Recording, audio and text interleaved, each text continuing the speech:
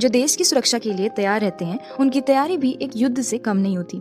यही है mock drill और ब्लैकआउट का अलर्ट का असली मतलब। सोचो, एक पल के लिए तुम स्कूल में हो, ऑफिस में हो या किसी मॉल में शॉपिंग कर रहे हो और अचानक सायरन बजता है, पुलिस आ जाती है, आर्मी रेडी पोजीशन में आ जाती है, लोग कंफ्यूज हो जाते हैं। फिर पता चलता है कि ये कोई असली अटैक नहीं, एक मॉक ड्रिल थी।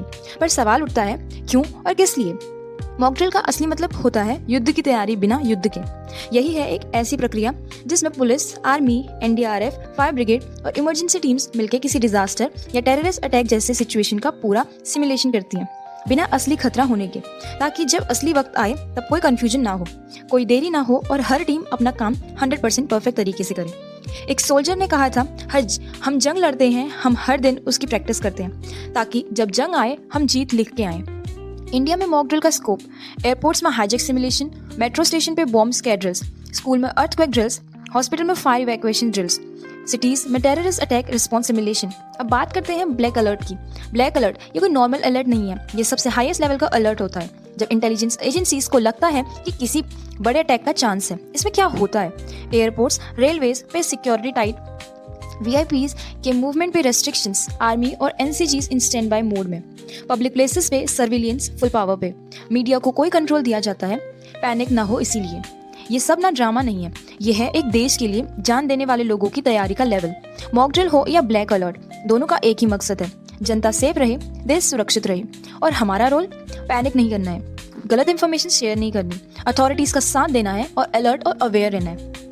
क्योंकि याद रखो, देश सिर्फ बॉर्डर पे नहीं बचा जाता, देश हर गली, हर स्कूल, हर स्टेशन पे तैयारी से बचा जाता है। तो चलो एक प्रॉमिस करो कि 7 मई को जो भी मॉक ड्रिल होगी तुम उसका हिस्सा बनोगे और उसे लाइटली नहीं लोगे।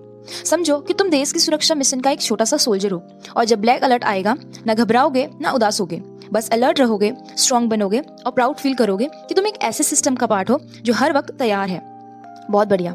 मॉक ड्रिल और ब्लैक अलर्ट के टाइम हम जनता को कैसे तैयार रहना है, ये असली देशभक्ति है। चलो अब समझते हैं कि 7 मई को मॉक ड्रिल के टाइम हमें कैसे तैयार रहना है। टेरर या डिजास्टर पे रोक लगती है सिर्फ तब जब हर नागरिक सोल्जर की तरह अलर्ट हो।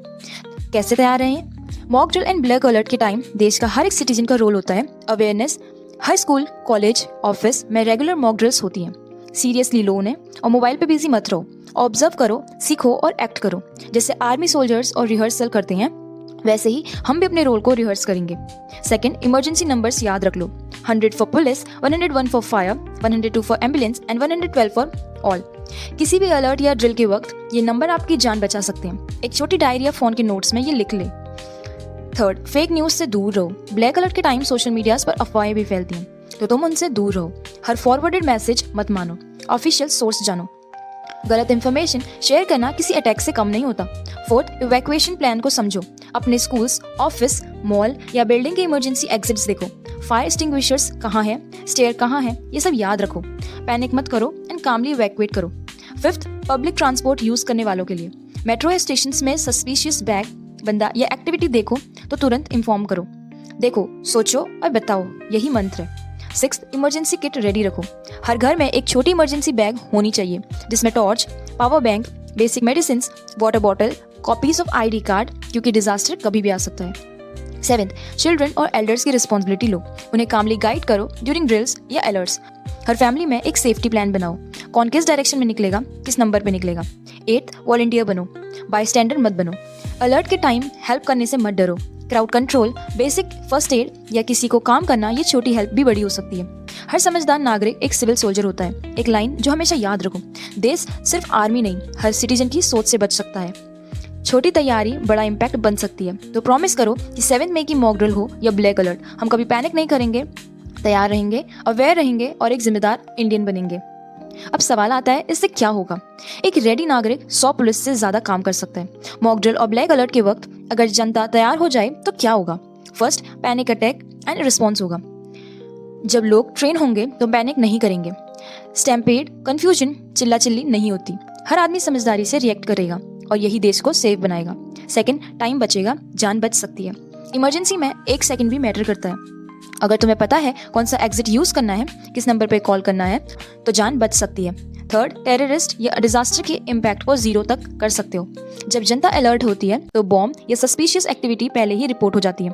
ये तैयारी अटैक को फेल कर देती है बिना एक गोली चले।